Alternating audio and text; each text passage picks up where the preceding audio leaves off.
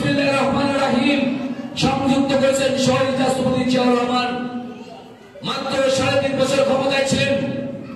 আপনি আজকে ফরিদপুরের কৃষি প্রধান আজকে অঞ্চল, এই কৃষি বিপ্লব ঘটিয়েছেন শহীদ রাষ্ট্রপতি জিয়াউর রহমান।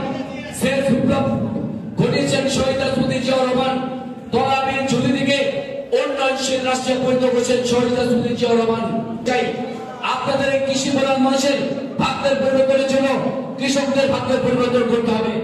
এই জন্য আগামী দিনে যদি আপনাদের সমর্থনে যদি বাংলাদেশ জাতীয়তাবাদের ক্ষমতা যেতে পারে, তাহলে দেশের জনক তারেক রহমান কৃষকদের জন্য কৃষি কার্ড কৃষক ভাতা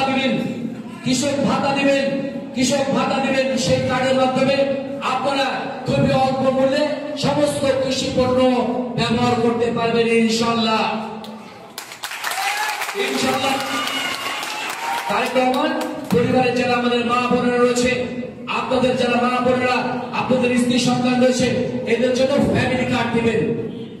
বিএনপি যদি ক্ষমতা যায় তাহলে ফ্যামিলি কার্ড দিবেন। সেই ফ্যামিলি কার্ড দিয়ে আপনারা আপনাদের নিত্য প্রয়োজনীয় দ্রব্য অতি অল্প মূল্যে কিনতে পারবেন ইনশাআল্লাহ। কথা স্পষ্ট, বিএনপির নাম করে কোনো অন্যায় অপকর্ম চাঁদাবাজ মাদক কারবারি করা যাবে না। আপনারা শক্ত হাতে প্রতিহত করবেন ইনশাআল্লাহ। আমি আবার বলতে চাই, বিএনপি হচ্ছে আপনাদের সাধারণ খেতে খাওয়া মানুষের দল, বিএনপি হচ্ছে কৃষকদের দল, বিএনপি হচ্ছে দিন মজুরদের দল। বিএনপি তৃণমূল থেকে প্রতিষ্ঠা হয়েছে। বিএনপির ভাবনা হচ্ছে সাধারণ জনগণকে নিয়ে। আপনাদের কিন্তু বিএনপির জন্য ভাবতে হবে। ভাববেন তো ইনশাআল্লাহ? বিএনপিকে ভাবতে হবে। মনে রাখবেন, আমরা ইসলাম মূল্যবোধে বিশ্বাস দল। আমরা যদি ক্ষমতা আসি ইনশাআল্লাহ সমস্ত মসজিদ মাদ্রাসা সহ ইসলামিক যে প্রতিষ্ঠানগুলো আছে সেটি নির্ভয়ে আপনারা পরিচালনা করতে পারবেন। আপনাদের পাশে থাকবো, সাথে থেকে ইনশাআল্লাহ আমরা সমস্ত উন্নয়ন কাজ করবো ইনশাআল্লাহ। দেশের নেত্রী বেগম খালেদা জিয়া, জনাব তারেক রহমান যাকে ধানের শীষে পরিণত করবেন, আপনারা সবাই মিলে তার পাশে থাকবেন। আপনারা ধানের শীষে পাশে থাকবেন, ঠিক আছে? আপনারা ধানের শীষে পাশে থাকবেন। জনাব তারেক রহমানের নেতৃত্বে আমরা একটি সুস্থ, নিরাপদ, বাসযোগ্য আমরা একটি নগরী গড়ে তুলব ইনশাআল্লাহ।